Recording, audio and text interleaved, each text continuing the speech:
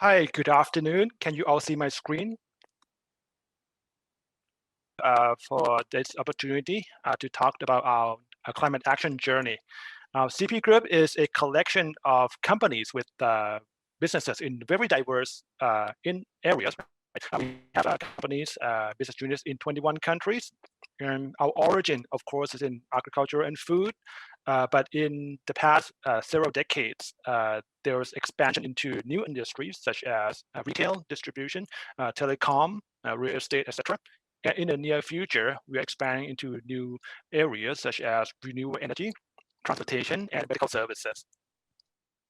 The group is approaching the 100th year this year, 2021. It also marks the first year of our second group-wide sustainability framework that covers 2021 through 2030. So the journey to setting the net zero target began about 5 to 6 years ago, 2015, 2016. So prior to that, right, each operating company has its own goals and targets. Some of the larger ones that you can see on the screen, especially public companies, have set their sustainability targets and strategies several years ago. But many smaller ones, smaller companies did not have such structure in place. So the central sustainability team at the group level serves at pretty much a traditional technical advisory role. And around 2015-16, the group underwent a management transformation with the previous chairman preparing to hand over the group CEO role to his youngest son, Kun Supachai. And back then, there was a sustainability framework was developed, and climate change was identified as one of the top materiality issues for the entire group. And through a series of workshops with CEOs and top executives, identified 12 key goals corresponding to the 12 material issues. And for climate change, for the previous framework, it was to be a 10% reduction in greenhouse gas intensity by 2020 compared to 2015 base year. Now, this doesn't sound too ambitious, right? But it helped align the understanding of the different companies within the group and allow the central corporate sustainability team to work with the teams at the business unit level to get all the data collection, definition aligned. And unfortunately, we actually did not meet this target. 2020 was last year, and I think we went up to about 8.9% reduction in intensity instead of 10. So we had to go to the market through the TGO's platform, Thailand Greenhouse Gas Management Office, to purchase carbon offsets to make up the difference. Now, for the second phase of the group sustainability framework that you can see 2020 through 2030, a similar process was initiated 2 years ago, 2019. So once the group new sets of materiality issues were finalized, workshops were conducted for CEOs and sustainability executives for the various companies to come together and agree again on the KPIs and targets. But this time there was one big difference, and that was the target for climate. Now the group CEO, so Mr. Supachai himself, decided that as a group, we must strive towards net zero by 2030.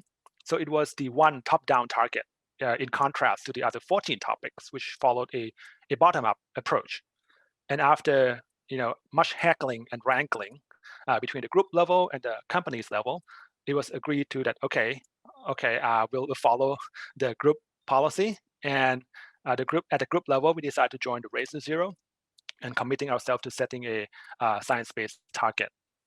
Our net zero targets apply, to be very clear, to scopes 1 and 2 for 2030, and to cover scope 3 as well by 2050. And so once we made that commitment, so what does it mean for the group? So we forecast our emissions from 2020 up to 2030 for scopes 1 and 2, and also for scope 3 in the next slide.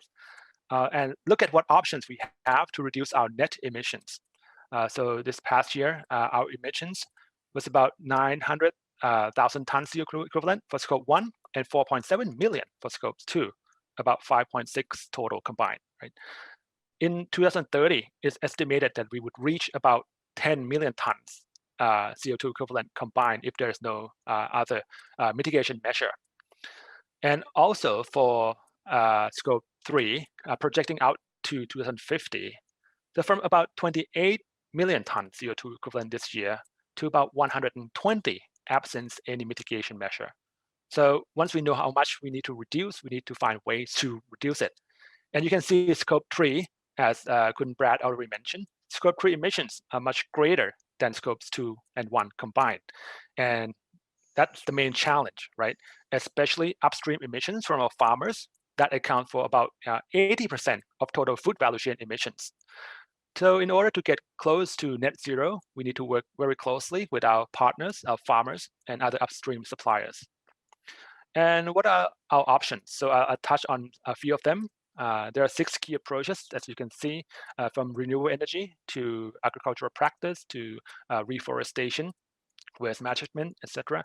Our climate team has been working on the marginal abatement cost analysis and developing informal internal carbon exchange platform to help facilitate emission reductions in the most cost-effective way possible.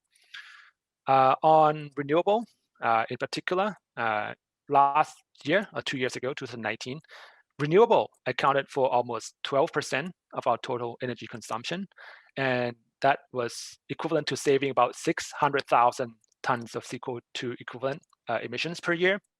But 12% is still a very much more.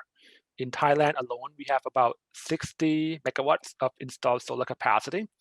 We want to increase this figure by nearly 100-fold within the next decade to 5,000 megawatts. And so we need to find partners to help us speed up our renewable energy program. Another example, True Corporation, which I used to work at True, being powered by solar energy. 5 years ago, we had fewer than, I think, 70 sites with solar power system. Right now it's about 1,000, and we aim to reach about 3,000 sites during this first phase, which is still, again, a very small portion of the entire True portfolio. And on agriculture, CPF in particular has been a long-time supporter and proponent of a biogas system. All of our own soy farms, about 96% of the contract farms have biogas systems, so to capture methane from manure management system and wastewater treatment, not just farm, but also food processing facilities, and utilizing it to power and to generate heat and electricity. And I think this is my last slide. So working with partners within the to address scope 3, right? So some of the options for mitigating emissions up and down the value chain. You can see that most of these have very small impact compared to the overall picture. So the key message here is there's really right now no one magic bullet. We need all the options that we can get.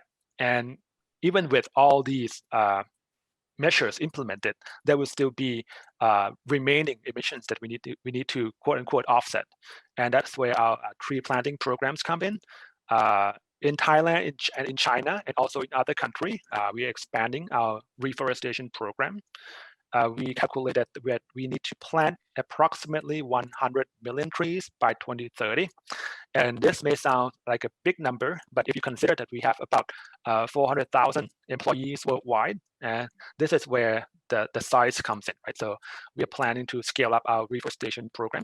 Be happy to answer and discuss in the next round. Thank you.